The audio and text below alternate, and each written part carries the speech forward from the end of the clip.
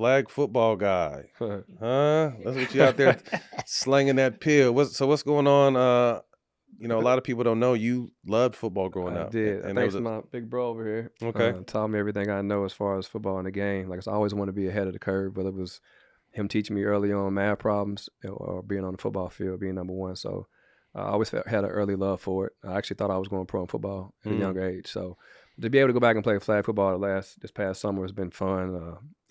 Football dreams, I call it, going out on Sunday. But I had to stop playing because my shoulder started hurting. Did it? You had to work, huh? You put the gotta work really in. put the work in. Yeah, so like I'm Yeah. gonna take some time off. You might catch me out here in 2028 Olympics. I was about to say, what if they give you a Tommy John right now and have you ready for 28 to be out there slinging that thing? Nah, but hopefully I'm a head coach somewhere about 2028. But like I said, I can't do it all. But like I said, I do like to keep my options open, and I love, like I said, just exploring new things. So. Did the NFL flag hit you up, or anybody hit you up when they kind of saw that? Yes, they did. Oh, really? I got the text message about a week ago about possibly being in the Olympics 2028. Really? Trying out stuff like so that. That's what they're gonna give you a chance. Yeah, they asked me was I available in June, July, I think of 26 next year. So we'll see if I take that. If I don't have a call from NBA team by then. I'm gonna bring a camera myself out there and just follow you around. If one's here, then one's I think in Atlanta. So I'm gonna be here. Yeah, yes sir. With me manning the camera. We gonna document that shit. We transitioning a little bit. The evolution of the point guard. Rick Pitino said this. We'll take a look at it real quick.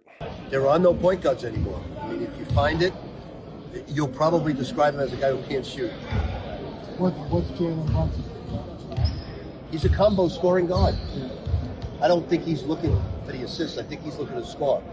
And thank God he is. So, and whether it's the champion, who's the point guard of the Thunder? I said this to the team, who's the point guard of the Knicks, the Lakers, the Celtics, the world champions? The point guard is totally done in basketball.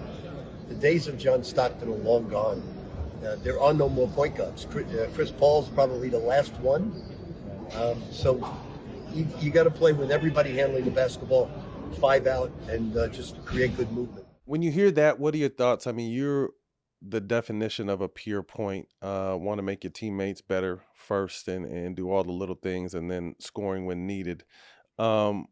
We've seen an influx this year with like the Houston Rockets not starting a point guard. Cooper Flagg started. Bucks. Bucks. Dallas, Phoenix, teams that are good. I think obviously with the Houston and Dallas is riddled by injury.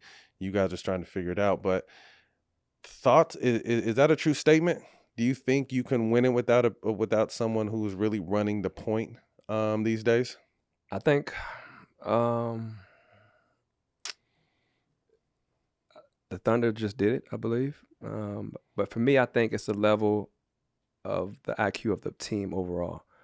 And then a lot of teams don't have the IQ of the Thunder organization or like the Houston Rockets, with Udoka. I think it's primarily with him, how he's allowing guys and how they're able to understand and execute the game plan. Because a lot of teams that I'm watching and seeing when I'm watching the film, it's like they need a point guard. Yes. They need someone to can run the show. And even like the game one, I believe, when the Thunder and Houston play, you need a point guard like, hey, KD didn't touch the ball. So I know if I'm in the game and KD didn't touch the ball in 8 possessions, like you need a point guard. So it's like a coach can only do so much. You're managing so many different things, and a point guard is the extension of the coach on the floor. So it's like when you're not executing, when you come down and run 2 sets in a row, and then the third time you try to go away from it, a point guard understands to when and where to get guys the ball. Yeah, I think of Houston when I think of this because it's Sengun and KD getting the ball out of their spots. They're great players. They're gonna make it happen.